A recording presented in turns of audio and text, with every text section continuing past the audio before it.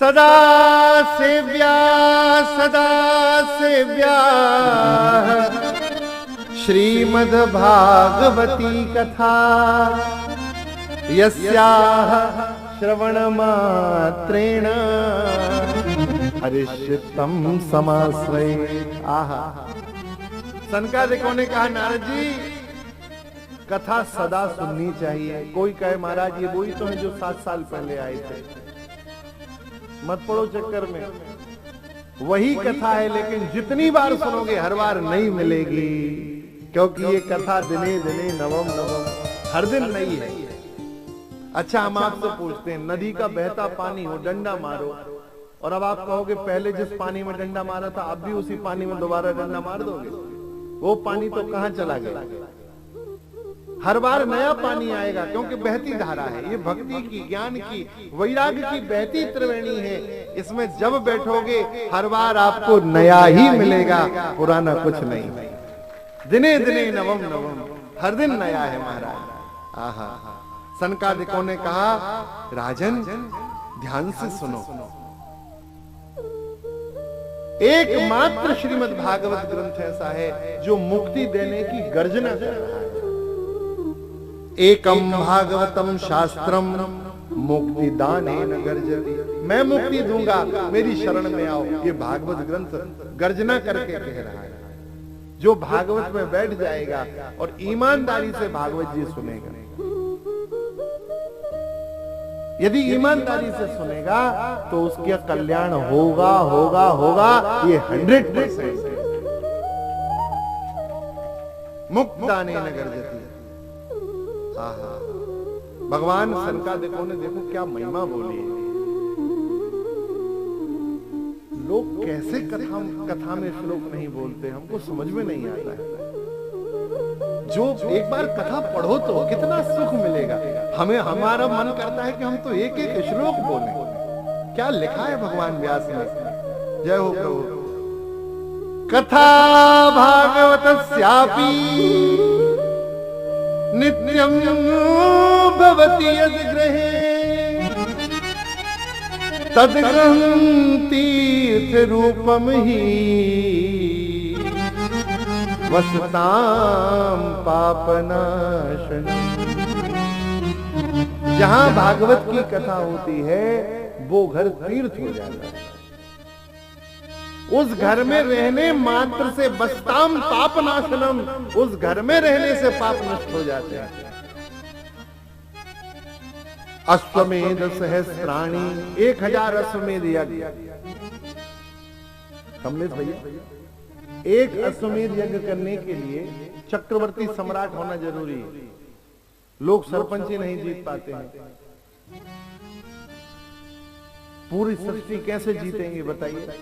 और अब तो लोकतंत्र है, जीते ही नहीं सकते आप। ज्यादा से ज्यादा सब कुछ भी होगा तो प्रधानमंत्री बनोगे, देश के राजा बन पाओगे।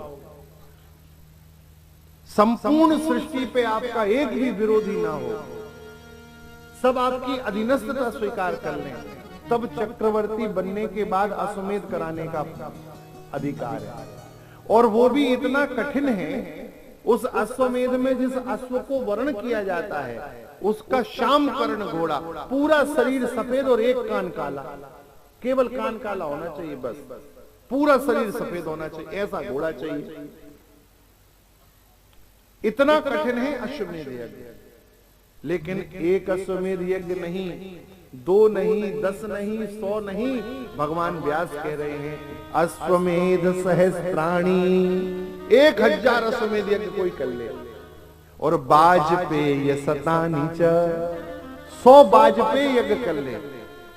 और 1000 अश्वमेध यज्ञ का फल और 100 वाजपेय यज्ञ का जो फल होता है महाराज, श्रीमद् भागवत की कथा के सामने वो टिकते भी नहीं है। भगवान व्यास कह रहे हैं शुक शास्त्र कथा यांश कलाम नारहंति सोड़सी। क्या महिमा है इस ग्रंथ की। न गंगा न गया काशी, पुष्करम न प्रयागकम, शुक शास्त्र शास्त्र कथायाश फलेन समतानयत। न गंगा जाने से भागवत का पुण्य मिल सकता है, न गया काशी घूमने से।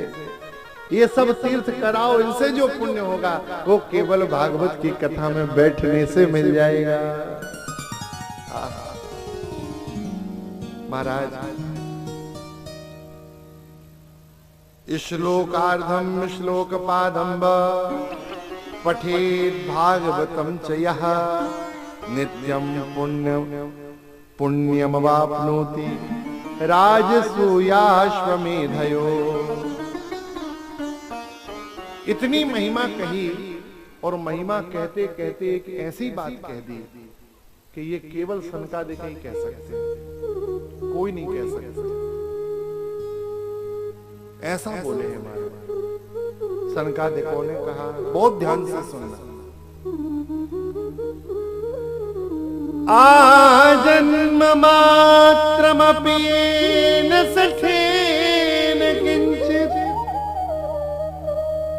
चित्तं विधाय सुख शास्त्र कथा न पीता।